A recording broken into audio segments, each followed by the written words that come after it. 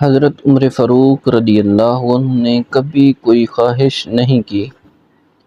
ایک دن مچھلی کھانے کو دل چاہا تو اپنے غلام یرفع سے اظہار فرمایا۔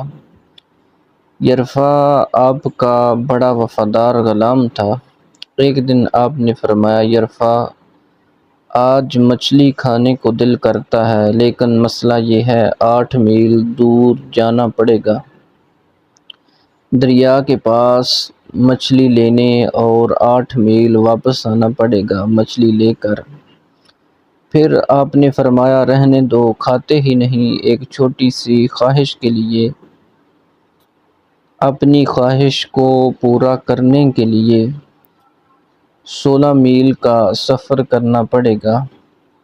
اپنے آپ کو اتنی مشقت میں ڈالنا اچھا نہیں لگتا کہ 8 میل جانا اور 8 میل واپس آنا صرف مچھلی کے لیے۔ چھوڑو یرفع، اگر قریب سے ملتی تو اور بات تھی۔ غلام کہتا ہے، میں کئی سالوں سے آپ کا خادم تھا، لیکن کبھی آپ نے کوئی خواہش کی ہی نہیں تھی، پر آج جب خواہش کی ہے تو میں نے دل میں خیال کیا کہ حضرت عمر فاروق رضی اللہ عنہ نے پہلی مرتبہ خواہش کی ہے اور میں پوری نہ کروں، ایسا کیسے ہو سکتا ہے؟ غلام کہتے ہیں، جناب عمر ظہر کی نماز پڑھنے گئے تو مجھے معلوم تھا کہ ان کے پاس کچھ مہمان آئے ہوئے ہیں، عصر ان کی وہیں ہو جائے گی۔ غلام کہتا ہے، میں نے آپ کے پیچھے نماز پڑھی۔ نماز پڑھ کر میں گھوڑے پر بیٹھا، عربی نسل کا گھوڑا تھا۔ گھوڑا دوڑا کر میں دریا پر پہنچ گیا۔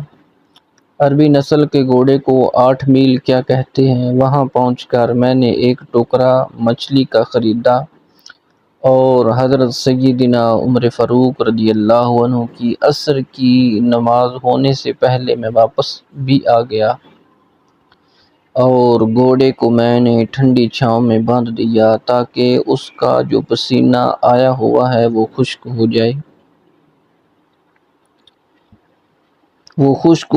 اور کہیں حضرت سیدنا عمر فاروق دیکھ نہ لیں۔ غلام کہتا ہے کہ گھوڑے کا پسینہ تو خشک ہو گیا، پر پسینے کی وجہ سے گرد و غبار گھوڑے پر جم گیا تھا، جو واضح نظر آ رہا تھا کہ گھوڑا کہیں سفر پر گیا تھا۔ پھر میں نے سوچا کہ حضرت عمر فاروق دیکھ نہ لیں، پھر میں جلدی سے گھوڑے کو کنویں پر لے گیا اور اسے جلدی سے غسل کرایا اور اسے لا کر چھاؤں میں باندھ دیا۔ فرماتے ہیں کہ جب عصر کی نماز پڑھ کر حضرت عمر فاروق آئے، میں نے بھی نماز پڑھی، ان کے پیچھے پڑھی۔ گھر آئے تو میں نے کہا کہ حضور، اللہ نے آپ کی خواہش پوری کر دی ہے، مچھلی کا بندوبست ہو گیا ہے، اور بس تھوڑی دیر میں مچھلی پکا کے پیش کرتا ہوں۔ کہتے ہیں، میں نے یہ لفظ کہے تو جناب عمر اٹھے اور گھوڑے کے پاس چلے گئے، گھوڑے کی پشت پہ ہاتھ پھیرا، ٹانگوں پہ پھیرا، اور پھر اس کے کانوں کے پاس گئے اور گھوڑے کا ایک کان اٹھایا اور کہنے لگے، یرفع، تو نے سارا گھوڑا تو دھو دیا، لیکن کانوں کے پیچھے سے پسینہ صاف کرنا تجھے یاد ہی نہیں رہا، اور یہاں تو پانی ڈالنا بھول گیا۔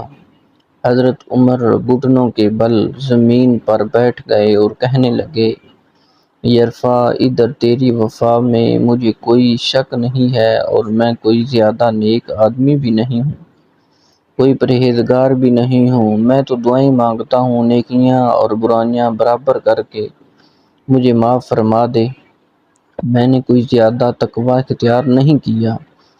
اور بات کو جلدی جاری رکھتے ہوئے فرمانے لگے کہ ایک بات تو بتا، اگر یہ گھوڑا قیامت کے دن اللہ کی بارگاہ میں یہ کہہ دے کہ عمر نے مجھے اپنی ایک خواہش پوری کرنے کے لیے 16 میل کا سفر طے کروایا، تو اے اللہ، میں جانور تھا، بے زبان تھا، 16 میل کا سفر ایک خواہش پوری کرنے کے لیے، تو پھر یرفع تو بتا کہ میرے جیسے وجود کا کمزور آدمی مالک کے حضور کھڑے گھوڑے کا سوال کا جواب کیسے دے گا؟ یرفع کہتا ہے میں اپنے باپ کے فوت ہونے پہ اتنا نہیں رویا جتنا آج رویا۔ میں تڑپ اٹھا کہ حضور یہ والی سوچ، یہاں تو لوگ اپنے ملازم کو نیچا دکھا کر اپنا افسر ہونا ظاہر کرتے ہیں۔ غلام رونے لگا۔ حضرت عمر فاروق فرمانے لگے اب اس طرح کر کہ گھوڑے کو چارہ زیادہ ڈال اور یہ جو مچھلی ہے لے کر مدینے کے غریب لوگوں میں تقسیم کر دو، انہیں یہ مچھلی دے کر کہنا تیری بخشش کی بھی دعا کریں اور عمر کی معافی کے لیے بھی اللہ رب العالمین کی بارگاہ میں دعا کریں۔ یہ حکمران ہیں مسلمانوں کے، مومنین کے۔ جب تک مومنین کے حکمران ایسے ہوا کرتے تھے تو پوری دنیا میں مومنین کا سر فخر سے بلند ہوتا تھا اور کوئی بھی میلی آنکھ کے ساتھ مومنین کی طرف، ایمان والوں کی طرف، حضور کے غلاموں کی طرف دیکھتا بھی نہیں تھا۔ اور جب سے حکمرانوں نے اپنے اندر دنیا کو سما لیا ہے اور اللہ رب العالمین کے ڈر کو چھوڑ دیا ہے، اس وقت سے حضور کے غلام دنیا میں ذلیل و رسوا ہو رہے ہیں۔